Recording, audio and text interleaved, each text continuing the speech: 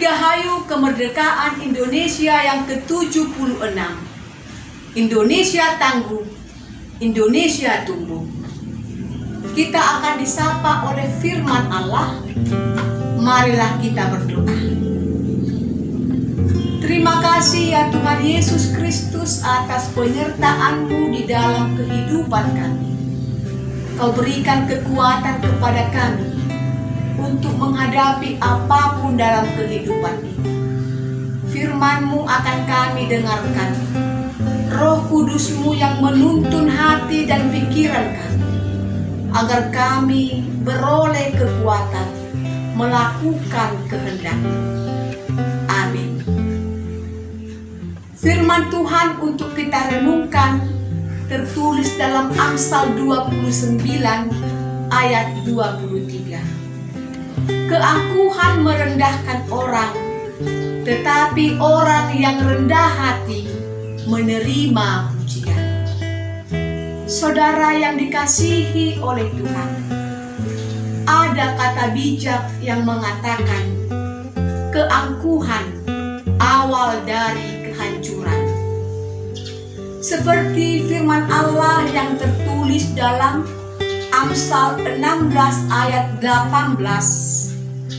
Kecongkakan mendahului kehancuran, dan tinggi hati mendahului kejatuhan.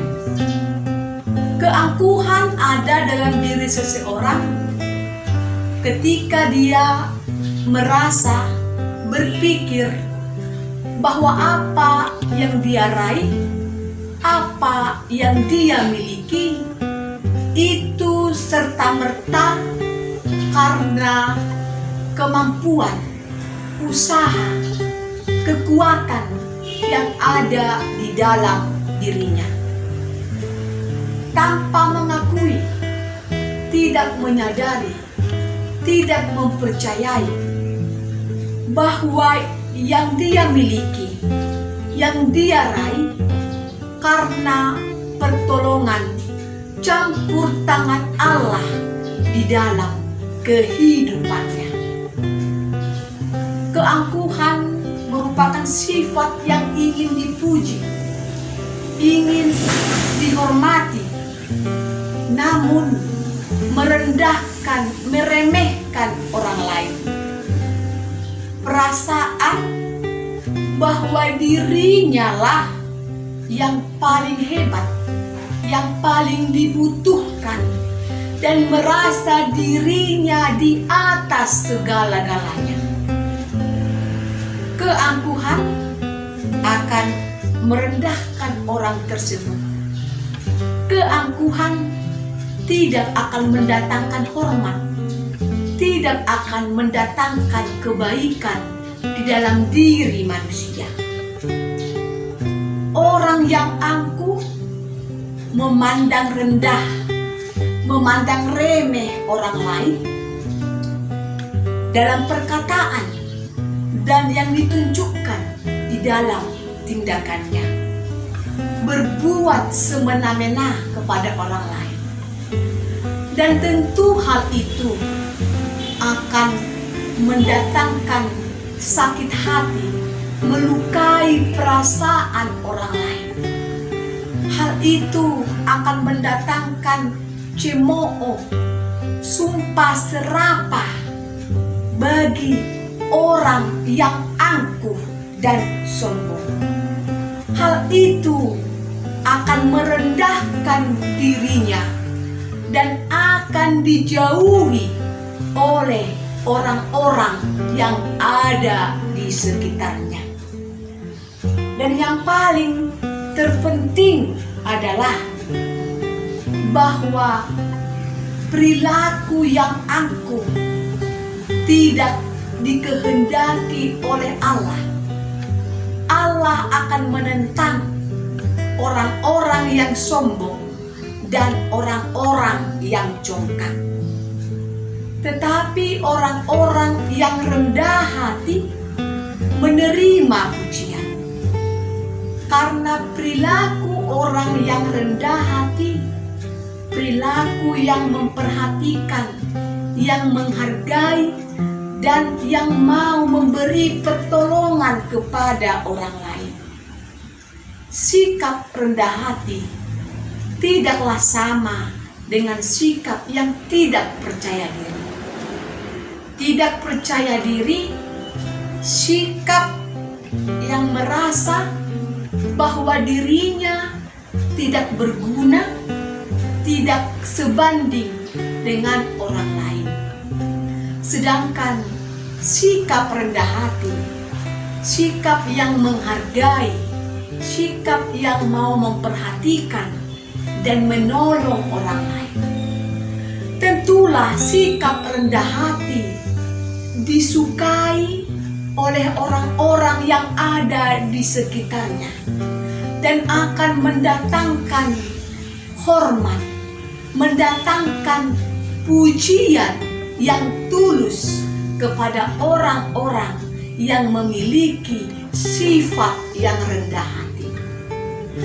Tentulah sebagai orang Kristen yang mengikut Yesus Kristus adalah orang-orang yang rendah hati, karena Yesus Kristus yang kita sembah adalah Tuhan yang merendahkan dirinya, yang mati di kayu salib untuk memberikan keselamatan bagi kita orang-orang yang berdosa. Hendaklah kita menyadari bahwa hidup kita ini berasal dari Allah. Dan hendaklah kita menyadari bahwa apa yang kita raih, apa yang kita miliki, hidup kita bergantung kepada Allah. Hidup kita ada di tangan Allah. Seperti kemerdekaan yang diraih oleh Indonesia dengan pertolongan, dengan rencana daripada Allah.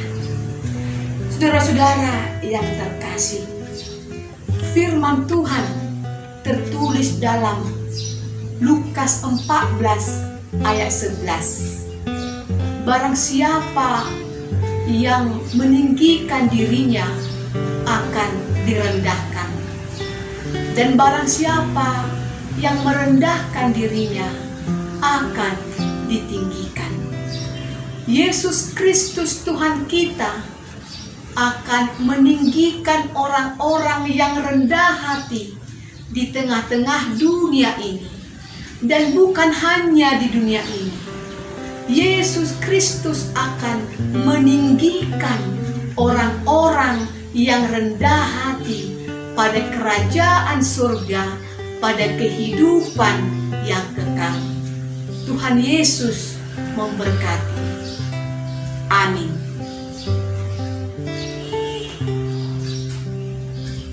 Terima kasih Tuhan Yesus Kristus. Hendaklah kami menjadi orang-orang yang rendah hati, yang mengakui pertolongan Tuhan dalam kehidupan kami. Orang yang mau memperhatikan, yang mau menolong dan menghormati orang lain. Tuhan, Engkaulah yang memberikan kekuatan kepada kami, agar kami mampu melakukan firman-Mu, agar kami tetap taat dan setia, meskipun apa yang kami hadapi, pergumulan yang kami hadapi di dalam dunia ini, dalam sukacita, dalam duka cita, hendaklah Engkau menyertai kami, dan hendaklah kami mengikuti Engkau. Tuhan Yesus, kami bawakan pergumulan jemaat-Mu di dalam sakit, di dalam pergumulan hidupnya, mengalami sakit. Tuhan berikan kekuatan, jauhkan putus asa. Apapun pergumulan kami, Tuhanlah yang memberikan kekuatan dan memampukan kami untuk memenangkan pergumulan-pergumulan hidup kami. Terpujilah nama-Mu, Yesus Kristus Tuhan kami. Amin.